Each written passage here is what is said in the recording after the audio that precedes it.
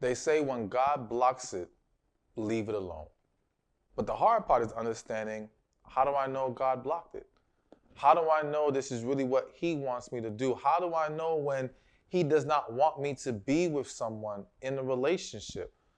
So it can be very confusing. It can be very difficult to decipher. And the reality is that for many of you, for many of us, depending on where you are in your life, you may not have become comfortable with hearing God's voice. You may not understand how to connect with your spirit in a way that allows you to see the things in the way that God sees them, and to understand or to be able to embrace God's understanding of a situation.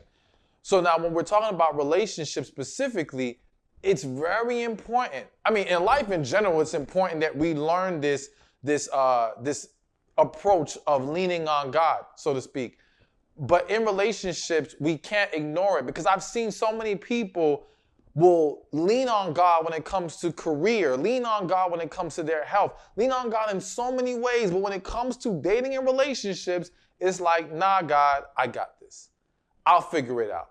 I'll go to my friends, I'll go to my family, I'll go to my past, I'll go to everybody else to get their opinion, all right, to get their guidance, but I'm not going to God, and I don't understand how to. So I want to make things easier for you today, but more specifically when we're talking about when God does not want you to be with someone. Now, please understand, I'm going to lay out some things to be mindful of that I do believe are very strong signs that we need to consider that this is not what God wants for you. However, they are not the final say-so. I will give you what gives you the final say-so at the end of this video. So, number one is when the person pulls you away from God rather than closer to God. Now, let's make this really simple to understand. If you have a child and they're of age to find their partner, right? And you're allowing them to go on their own and date and do what they got to do. But you get to see the people that they're engaging with and that they're entertaining, and you know who you like for them or who you feel is truly best for them, because you know your child. At least we hope you know your child very well. You understand what's going to be necessary for their life to flourish, to really be happy, and all these things. And now you see someone that comes along, and this person pulls them away from you, pulls your child away from family, pulls your child from having that same relationship that you have built with your child over all these years.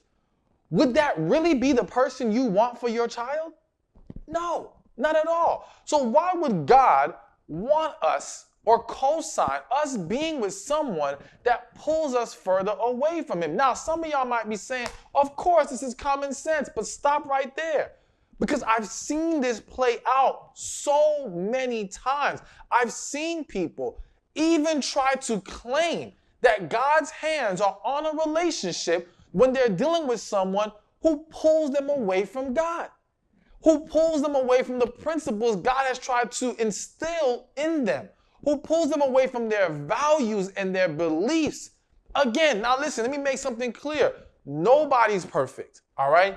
And sometimes our drifting from God is not the fault of the person that we're dealing with, all right? So we have to understand that there's going to be some variations in how this whole thing is viewed. However, there are cases where this individual is clearly not walking the path God wants you to be walking on, and is clearly pulling you more away from God. Or if not actively pulling you, undermining you, undercutting your efforts to connect with God, not respecting your walk with God. Again, why would God want this person for you? And unfortunately, I've seen individuals where, thinking of some situations I've seen where, let's say, they've prayed about it. God, show me a sign. Like, matter of fact, I just had someone recently say they were dealing with a guy who was verbally abusive, very toxic relationship in a lot of different ways. And she said what she figured that this is what God wants for her, because when she prayed and asked God to remove this person if he's not for her, this man never went away. All right? And this is why I tell people, and I even mentioned this in my book, The Man God Has For You. I'll show it to you a little bit later. But in it, I talk about how, especially specifically with women, that there's a prayer I don't want y'all to keep praying. And that prayer is, Lord, if he's not for me, please remove him. And just as what happened with this young lady is what I explained, where you are now putting it on God to remove this person. Understand that everyone has free will. And we have to ask God what we need to do in that situation, not just simply do it for us, especially when we're talking about other people being in our lives. Now, I'm not saying no one has ever been removed by the grace of God. What I'm saying to you is that if God forbid, like in this situation, this person does not go away, you will now assume, well, this must be what God wants. And she ignored the fact that he was toxic. She ignored the fact that he essentially pulled her away from God. She ignored all the things that went against what God would want for her or any child of his. Why? Because when she prayed, this man still remained in her life. So it's extremely important that you, one, understand and start to evaluate, does this person help me cultivate my relationship with God, or does this person undermine my relationship with God? If they undermine it, then no. The only exception to that is, and I'll say this will apply to everything I'm about to list in this video. Sometimes it's a matter of it's not time to be with them, all right? So even if you believe that this person is the person that God wants you to be with, let's just say even you've prayed about it and you feel in your spirit, this is it. But this person is still behaving in these toxic ways, undermining your faith. They have not grown yet. That means it's not time yet. And we'll dig into that a little bit more. But the bottom line is you got to pay attention to when they're pulling you away or undermining your relationship versus helping cultivate and push you towards God. Hey, thank you for watching this video. Be sure to check this one out right here, and I'll see you there.